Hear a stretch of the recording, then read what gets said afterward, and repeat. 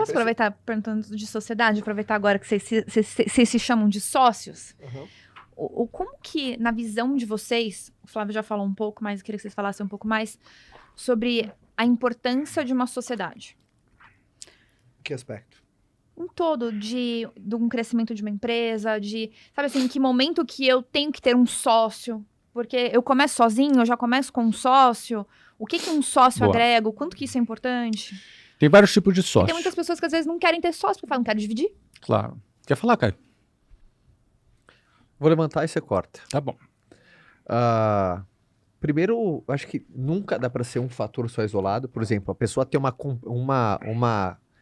uma habilidade complementar à sua, ela vai ter um poder de agregar em algo que, combinado com o seu, é o famoso 1 mais 1 vira 11. Eu acho que é um conjunto de fatores um pouco mais amplos que esse, por exemplo, contempla habilidades complementares ou até uma sinergia muito grande, mas eu vejo que é um 360, por exemplo. No exemplo do Flávio, o cara de gestão e o cara de vendas. Mas também tem que avaliar o ser humano ali, a pessoa, quem que é esse cara, sabe, os valores desse cara, os princípios desse cara. Por mais que ele pode ter uma competência incrível, mas também se não compartilhar, enfim, valores, eu acho que é sempre nesse 360 você tem que fazer essa avaliação de sociedade, no meu caso, é muito similar, né, um processo de casamento mesmo, né, você tem que primeiro enxergar, quando você já enxerga que, pô, eu não quero dividir, primeiro você não está preparado, ou enfim, talvez até a sociedade não faça sentido.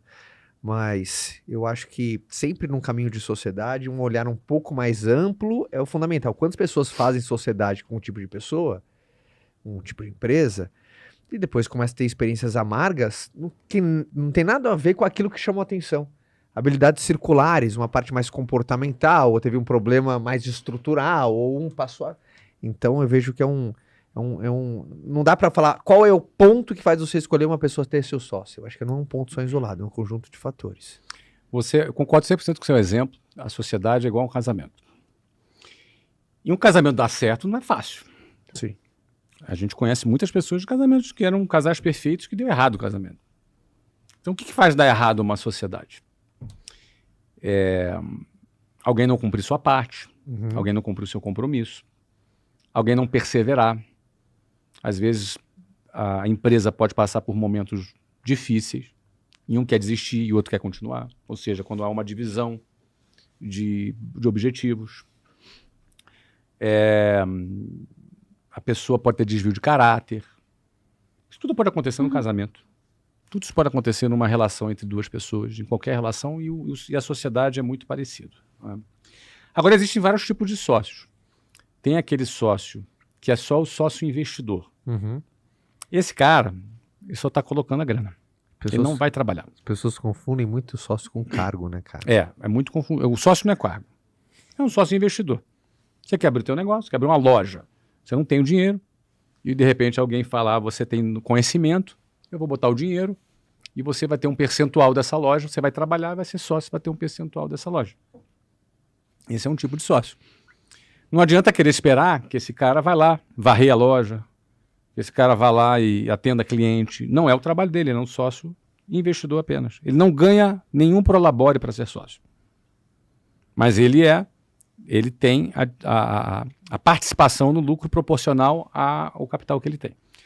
Tem aquele outro sócio que é um sócio que não bota só o dinheiro, ele está colocando também o conhecimento.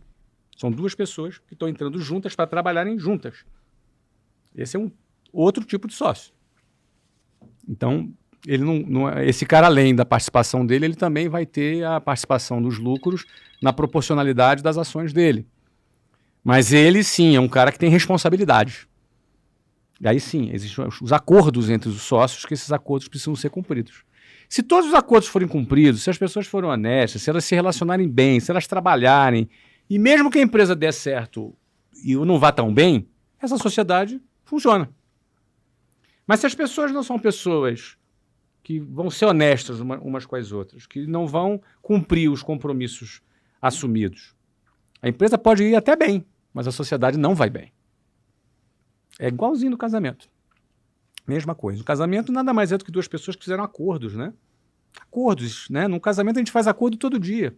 Toda hora a gente faz acordos. Sim. Não é? Mudou de casa nova, agora tem a piscina, tem essa característica. Puxa, então vamos fechar a piscina por causa das crianças, não pode deixar a porta aberta. Aí o cara esquece a porta aberta. Poxa, esqueceu a porta aberta. Ih, desculpa, esqueci a porta aberta. É perigoso as crianças na piscina, vamos deixar essa porta sempre fechada. No dia seguinte a porta está aberta de novo.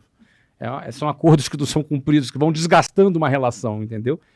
Então, pendurar a toalha, jogar a roupa no chão, não é? Pendurar a toalha, não é? Mijar na tábua, entendeu?